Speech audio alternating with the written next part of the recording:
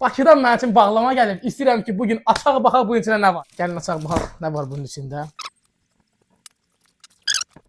Gözlədiyim kitablar gəlib. Hikmət Mehdiyevin fizika qayda kitabları. 2025-2026-cı illər dostlar. Bunların hamısını Hikmət müəllim şəxsən mənim üçün göndərib. İkisi rus sektordur. Rus sektorlar zaten bunların Azərbaycan sektorlarının eynisi deyə biraz qoyuram kənara. Bunlar haqqında danışmaq istəyirəm sizə. Bunu reklam videosu kimi başa düşmürəm. Buradan əziz abituriyentlər, əziz 1-ci və 4-cü qruplar hər birinizə səslənirəm. Mən özüm şəxsən 8, 9, 10 və 11-ci sinif 4 il müddətində fizikadan Hikmət Mehdiyevin qayda kitabı ilə anlaşmışam. Bu da mənim kitabımdır. İndi pis gündədir. Çünki göstərin baxın sizə 2022-ci ildən bəri mən bu kitabdan hazırlaşıram və bütün şagirdlərə də burada mənim hətta qeydlərim də var. Yəni bəzən elə video çevirəndə gördüm. Baxın hamısı qeydlərdir də. Bunu deyim də sizə 8-ci sinifdə təsadüfən almışdım. Yəni heç bir reklam falan görməmişdim. Aldım, dəyişdirmədim kitabımı. 4 il nə qədər abituriyentam və nə qədər mənim fizikadan nəticələrim var. Hansı ki son OTK-nın 2 blok imtahanında birincisində 28.5, ikincisində 29 düz yazmışam 30-30-dan və bunlar müəllimin zəhməti ilə yanaşı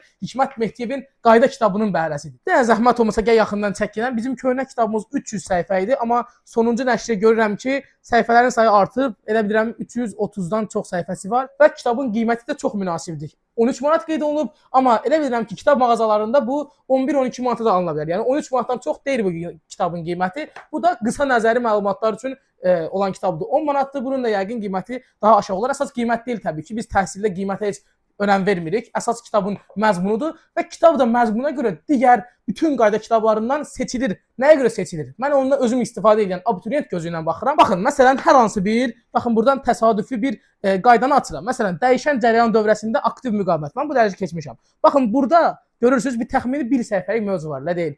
Bu 1 səhifəlik mövzuda bütün bu dəyişən cərəyan dövrəsinin aktiv müqaviməti cəm olunub. Fikrimi belə çatdırım. Yəni siz əgər toplunu bugün açsaz, işləsəz əgər bu bölməni, bu 1 səhifədən kənar topluda heç nə yoxdur. Yəni siz burada bir yarım səhifəlik belə dərslər var, 2 səhifəlik belə dərslər var. Bunu oxusanız əgər konkret olaraq bütün test toplusunu işləyə biləcək vəziyyətə gələcəksiniz. Şagirdlər məndən daha yaxşı bilərlər. Zaten hazırlaşanlar var, söz demirəm. Qalın qayda kitabları var. Baxırsan, yəni bir dərs haqqında 3 səhifə, 4 səhifə heç bizə lazım olan, olmayan o qədər məlumatlar var.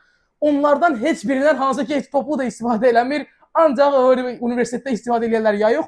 Amma bu kitab o deyil. Bu kitabı oxuyursan, sadəcə insana, şagirdə lazım olan məlumatlar, düsturların isbatları və hər mövzu ilə əlaqədar xüsusi qeydlər, hansı ki topluda tək-tük suallar var. Onlar belə qeyd olunub və test toplusunda istifadə olunan sualların da o tək-tük suallar ki var, onların bəziləri kitabın özündə ətraflı şəkildə qeyd olunub. Kitabı da, yəni görürsüz, şəkillidir. Baxın, rəngli, şəkillidir. Bunların hamısı şəkillər bir-birini qəşəng göstərib. Yəni şagird baxdıqda ətraflı hər şeyi öz gözündə də canlandıra bilir, istifadə də edə bilir.